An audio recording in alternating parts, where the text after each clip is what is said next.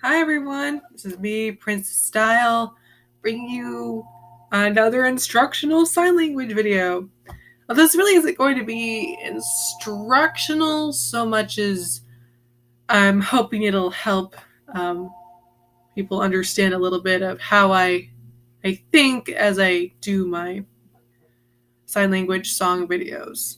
Just seemed like it might be a helpful thing to do. And it's interesting to talk about because the thing with ASL song translations,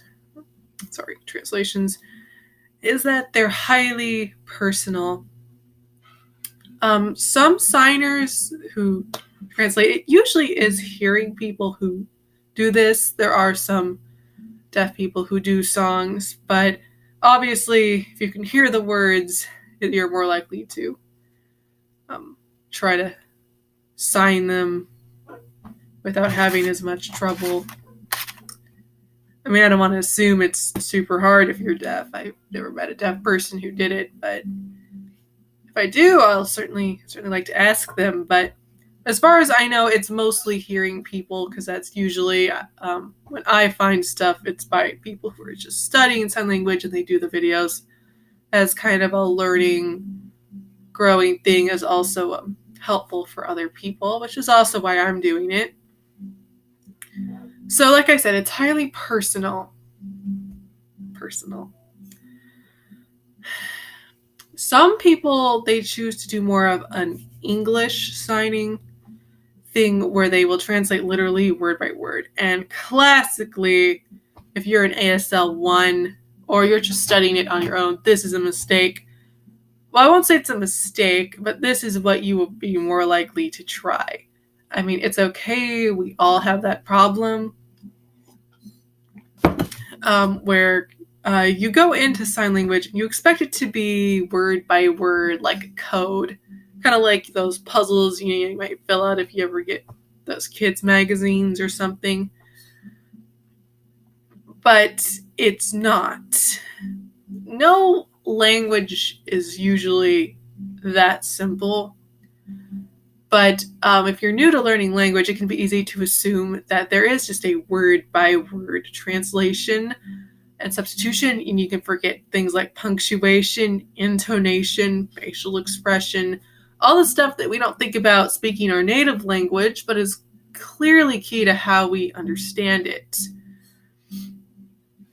I mean, just with the word love, the way you say it, it implies so many different things. In sign language, it's not any different. I could say, I love chocolate. In ASL, I would use this sign for I love chocolate. I love chocolate, and I would definitely use the corresponding facial expression.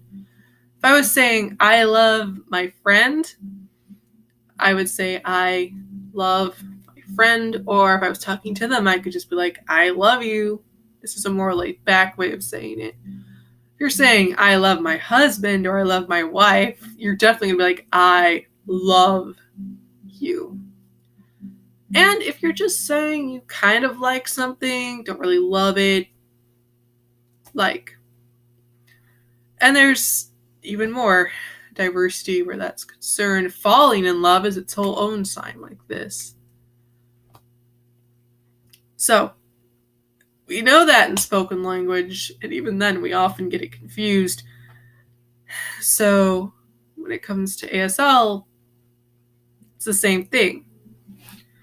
When it comes to song translations, especially, you have to watch that, as I've realized doing them, because expression is everything.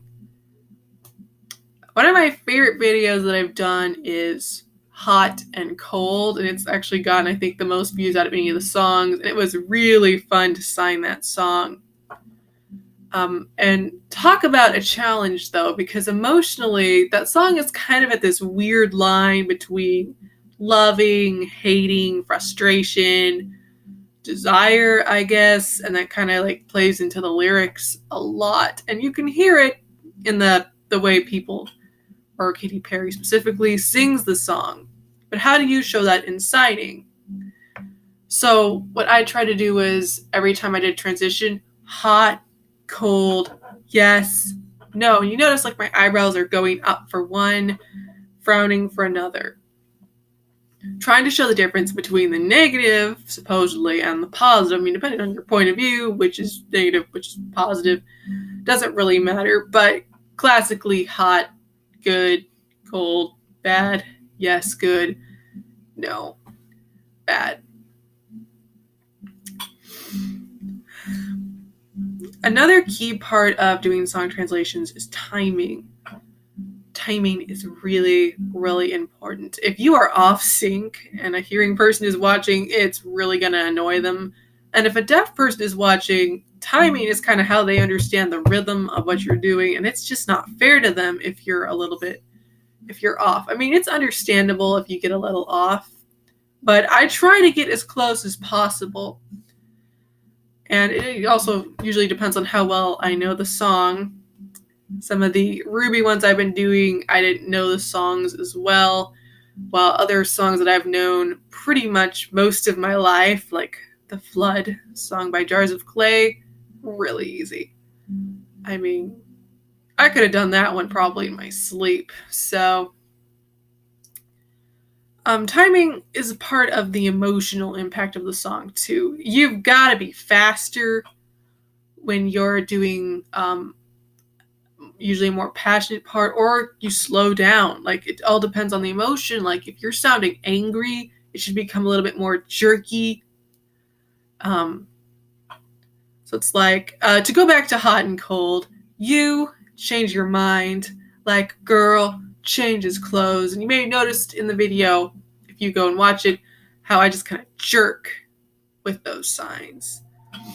Now, but when it goes to the more less frustrated or just more scared part, or like in songs like Let It Go, when you're transitioning from angry to relieved, let it go, I slowed down, let it go, and you kind of like show the smoothness to indicate the feelings. This makes it really fun to do, especially if you already talk with your hands, because let's face it, it's kind of coming natural to you then. But I think, seen people not quite get this, and it can look a little weird when they don't. And usually it's because they're nervous, honestly.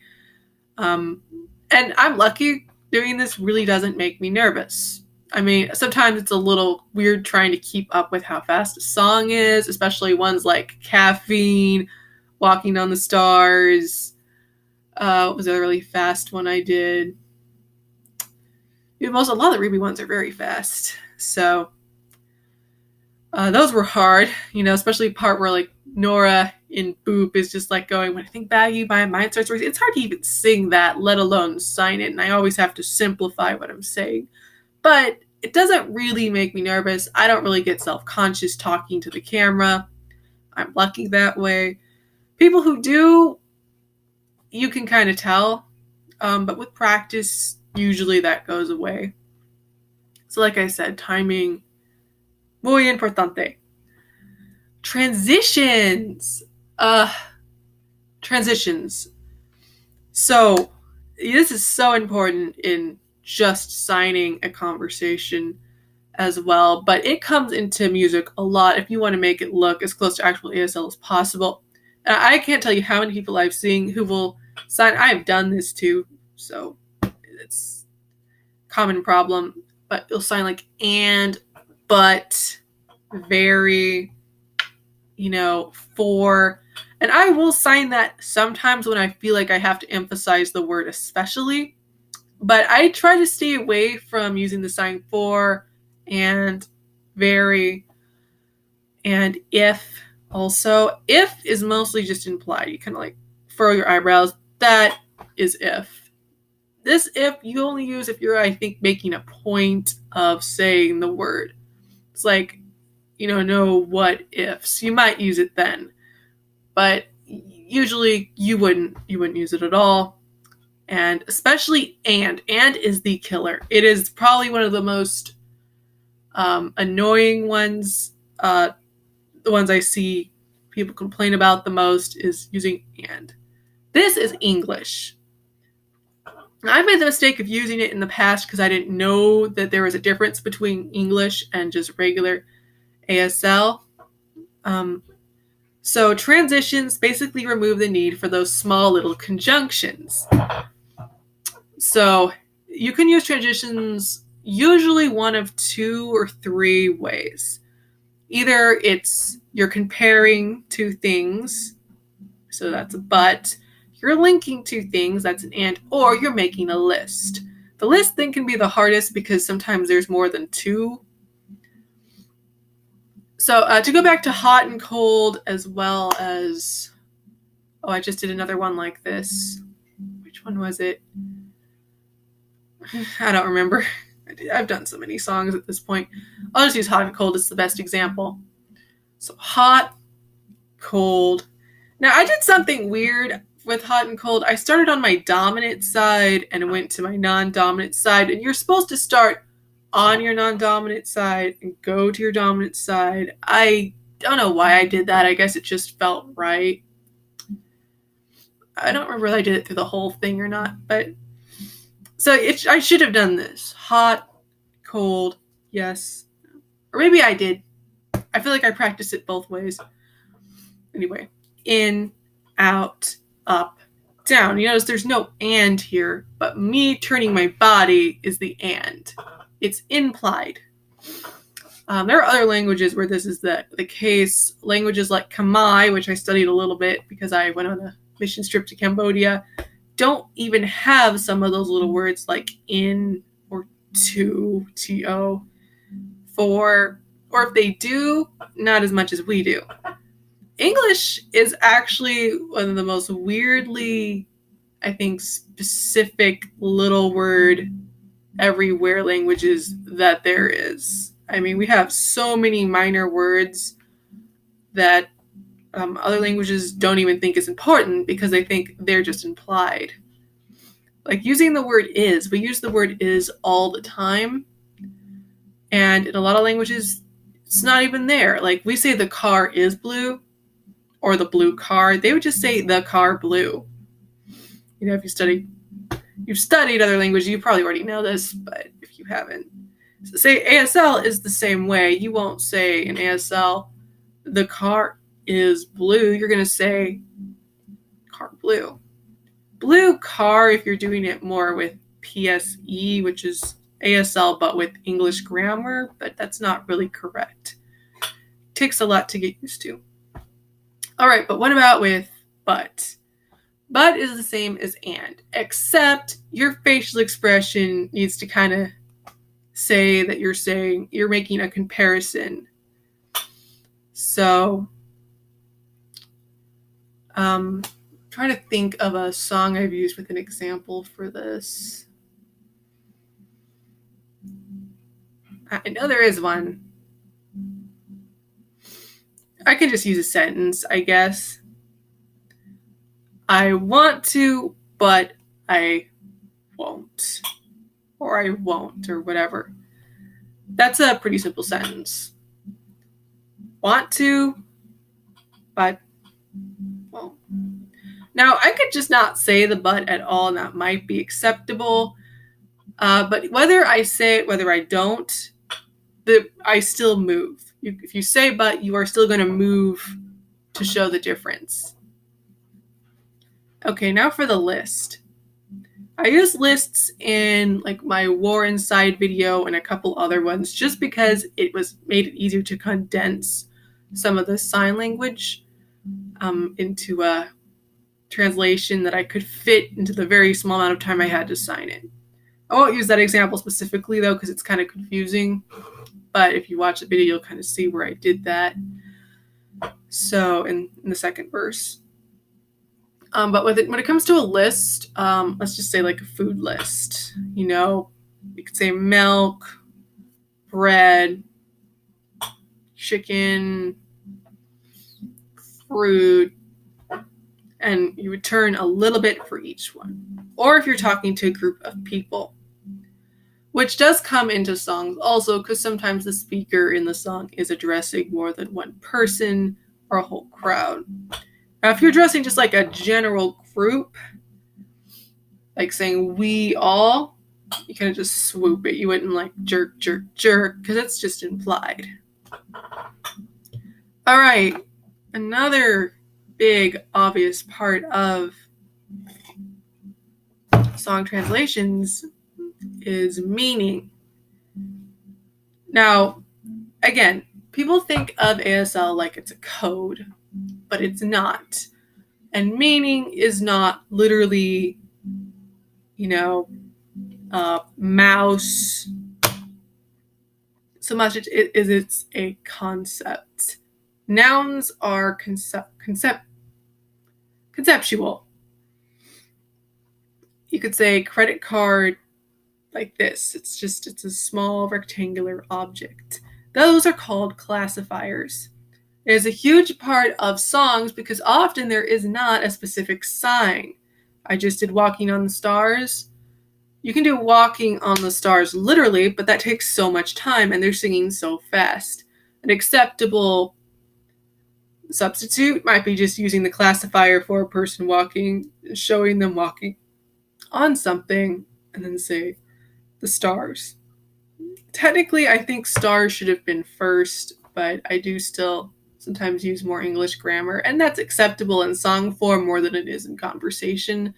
People will overlook. It's still better to practice it with actual ASL, though. Meaning also just doesn't come word for word to me. Meaning and interpretation are kind of obviously intertwined. And when I think of interpretation, I don't think so much I'm interpreting as in a deaf person couldn't understand what I'm saying, but as in what way does it make sense to them as well as to a hearing person. And luckily, because ASL is still based in English, there are a lot of colloquialisms that can be translated into it in a simplified form. For instance, the sign freak out. There's a sign for that. Now, if we took that literally, that would make no sense in ASL. It doesn't even really make sense in English when you think about it. But the emotion is there. There's so many others. This is like just boiling under the surface. It's just you're about to just bubble over and explode. Makes perfect sense in sign language and English because we've all had that feeling. When it comes to using that in a song, I can take a more general approach to what each thing means. Like this, I might take to just any feeling. I mean, typically anger, but like in Let It Go, she's talking about a lot of different feelings, and you could use this probably for most of them because it's just a feeling these feelings are going to explode. Now this, you won't maybe find this in a dictionary, but this sign implies you're holding back your feelings, your words. It can mean either one. If I was to just pick an example to do roar, which I probably will, she says, bite my tongue, hold my breath. Now, bite my tongue in ASL, as far as I know, would have no real literal meaning that would make any sense. And even if it did, it's kind of tacky because it's translating the colloquialism without really translating the emotion very well. When I did that in Boop, I just did to kind of zip lips because in ASL, you can use that. Usually you're using it talking to a hearing person, but you can still use it. So that made more sense for that. But for roar, since bite my tongue is implying not just being quiet, but holding in a lot of emotions, I would probably do this. It makes sense if you're hearing because, again, we talk with our hands, and it makes sense if you're deaf because this is the area where a lot of feelings are signed, and it makes perfect sense to sign that there. I wouldn't consider myself an expert on translating songs by any means, but this is just what I've learned in trying to do them, and what I'm still learning is working for me. So, I should probably make a note about finger spelling. It's better to avoid finger spelling as much as possible when you're signing a song, just because it is way too time consuming and it's too hard to follow. But if it's a short word and if that's the only sign for it, then I'd say it's okay. It's better, I think, if you can do it slowly. If it's a word that you're dragging out in the song. But yeah, just if you were gonna do this, try not to finger spell. It's almost better to just act it out. When I close caption my videos, I'll put act it out next to things that I don't think it's an official sign, but it's just what I used because I thought it made sense. I don't want to be arrogant and think that I can just make up signs, and I'm not at all trying to say those are the official ones. It's just that in ASL, there's such a thing as some creative license given to you because it's more about expression than it is about getting it exactly right all the time. And there's such a thing as poetry and stuff in ASL that doesn't rely on using the exact same signs. I've even done that, and it was pretty fun and creative, and it makes you feel a little bit more competent when you're allowed to use your imagination and make stuff up and still have that be acceptable. I mean, it's a huge part of ASL. Anyway, so I just don't want anyone to think that because I did it, that means it's 100% right, especially since context is everything. So that's why I say I acted it out. But it's better to do that than to finger spell, in my opinion, and it certainly looks better when it's set to music. I think one last note, mouthing the words. All right, you will hear, if you watch YouTube sign language songs or get involved in any really, I think, deaf community or deaf classroom, ASL classroom, which is pretty much anywhere sign language, you will hear two schools of thought on this. People will either say you should mouth in case they can read lips, or they'll say you shouldn't because you shouldn't assume they can read lips. I've seen deaf people comment on videos, you shouldn't do that. Others say you should. Others are like, thank you for doing that, makes it easier. Others are like, that's super distracting. My opinion, you do what helps you if you're going to sign it, because some people will want that and some won't. You cannot please everybody. I am sorry if a deaf person watches my videos and my mouthing the words, which I usually do, is distracting, but I think it's more helpful for hearing people, which is really who it's geared to, and for some deaf people who read lips, and I don't think I'm going to change it. I've been told not to do that by some people, and again, told to do it. It depends. You're really not supposed to assume in conversation they can read lips.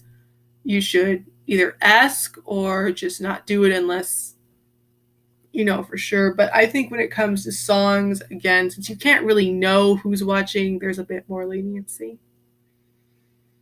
So that is how I translate songs. If you have any requests, any questions, leave a comment. Please like and subscribe, because why not? I'd like to know your feedback on what I'm doing, anything you'd like to see done differently. And just, I don't know, what do you want to know about ASL? Where are you with it? What's your interest in it? I'd like to know all that stuff. Thank you for watching, and I'll see you next time. Bye.